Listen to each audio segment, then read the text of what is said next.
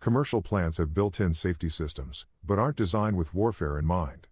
People around the world watched via live-streamed security camera as Russian forces attacked and took over Ukraine's Zaporizhzhia nuclear power plant, the largest in Europe, on Friday morning local time. Amid the shelling and gunfire, a fire broke out at a training facility in the complex and was later extinguished, according to news reports. The incident raised alarm among world leaders and nuclear experts about the potential for purposeful or accidental reactor damage that could cause radiation leaks or, in a worst-case scenario, reactor core meltdowns. Rafael Grossi, Director General of the International Atomic Energy Agency, IAEA, told the United Nations Security Council that the plant's operations were normal after the attack and has said that no radioactive material was released. But he and other nuclear experts have warned that there is a danger of accidents there and at other nuclear plants in Ukraine as the conflict continues. Scientific American spoke with Edwin Lyman, Director of Nuclear Power Safety at the Union of Concerned Scientists, to explain the concerns about such facilities during wartime and to talk about some of the safety measures that are in place. What type of reactors does the Zaporizhzhia complex have, and how might they differ from those at Chernobyl or U.S. nuclear power plants?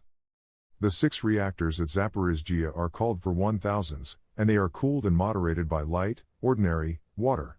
So in that respect, they're similar to U.S. pressurized water reactors.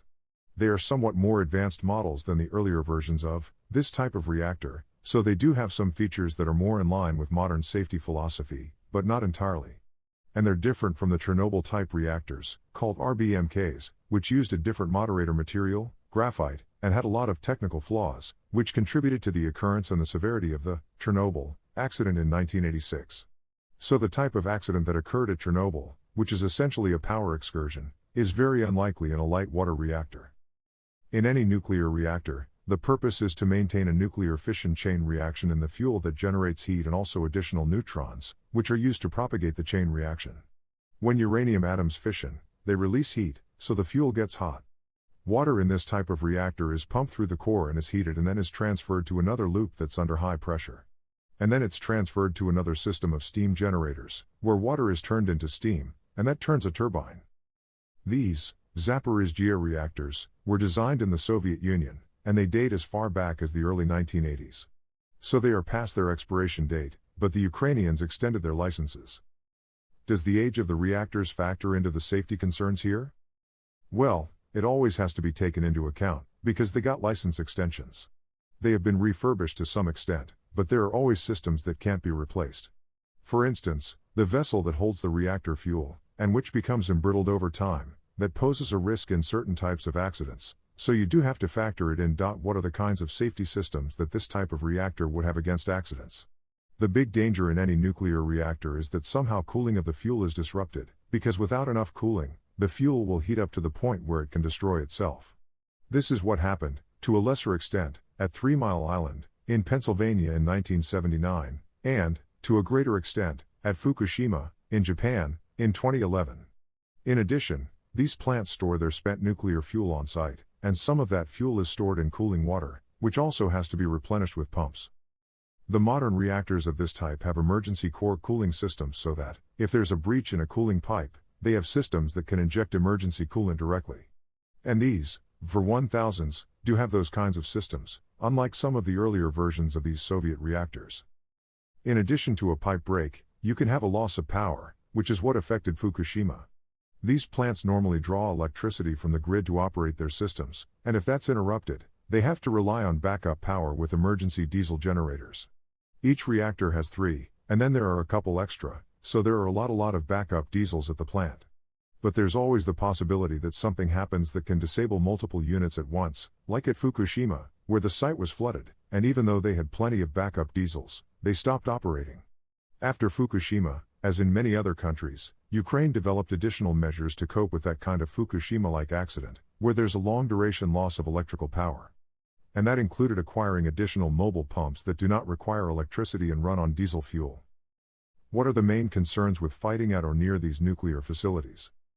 Clearly there's the potential for many different kinds of damage, either direct, destructive damage to the plant systems, safety systems, infrastructure, or indirect damage to support systems such as the off-site power. And there is potential for fire, which can propagate and disable the instrumentation control system. Very few of those are addressed that would need to be, if you're going to worry that there is a real possibility of having this plant in the middle of a war zone. I guess the moral is that if you want to potentially seriously damage the plant, you don't have to go after the containment building, which is the hardest part. There are other systems that are not as well protected. But even those containment buildings are not necessarily able to withstand certain types of military attack. Even if they are not breached, they can spall, and you can have concrete falling down onto the reactor vessel. Or just strong vibrations might also cause damage. Before this attack, was there growing concern in the nuclear community that something like this could and potentially cause accidents? It's sort of like an unspoken fear.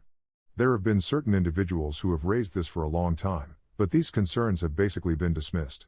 There are a lot of concerns you can have about nuclear power, and some of them seem very improbable, and until they happen, people tend to dismiss them. And this is one example. The cost of hardening commercial nuclear power plants so that they might survive a military onslaught is probably prohibitive. At the beginning of the nuclear era, people such as Edward Teller, a theoretical physicist and member of the Manhattan Project, thought nuclear power plants needed to be underground. If there were damage at the Zaporizhzhia plant, what kind of explosion or radiation leakage might happen? It depends on the progression of the accident, how severe it is, and whether these emergency measures can be brought to bear or not. In the worst case, if you have an unmitigated loss of cooling capability, the nuclear fuel can overheat and melt and burn through the steel reactor vessel that holds it and drop to the floor of the container. And in that case, the containment is the only remaining barrier between the radioactive material in the reactor and the environment. It's designed to withstand certain types of events but not others.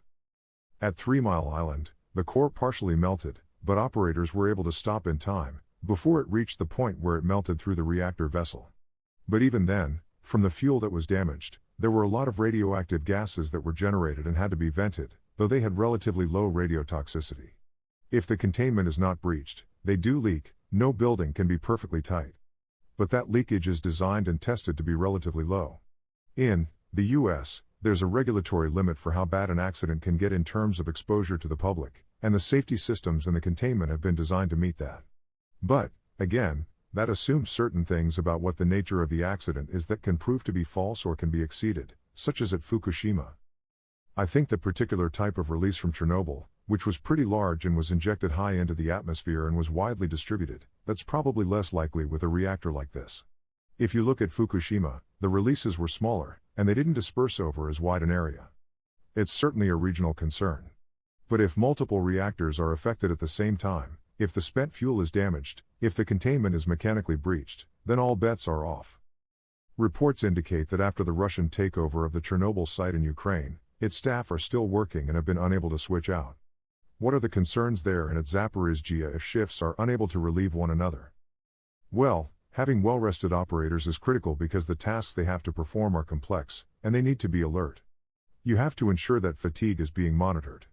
If there's a plant staff, and they're not getting any relief, and they can't go home, and they're working under duress, it's a dangerous combination. There will have to be measures for that. What do combatants and the IAEA need to do? The IAEA doesn't have very much authority in this area, and I see the Director General, Grossi, is struggling with this. He made this offer to go to Chernobyl and negotiate some sort of deal. But it's not clear exactly what, and it's going to depend on the good graces of the parties. That means addressing this in the context of a military conflict. Ukraine and Russia have agreed on these temporary ceasefires in particular zones for safe passage of the population, and they could model that until they've reached some sort of an agreement on how nuclear power plants are going to be operated. This raises these difficult issues of how far Ukraine would go to prevent a military takeover of a nuclear power plant, and the potential for damage.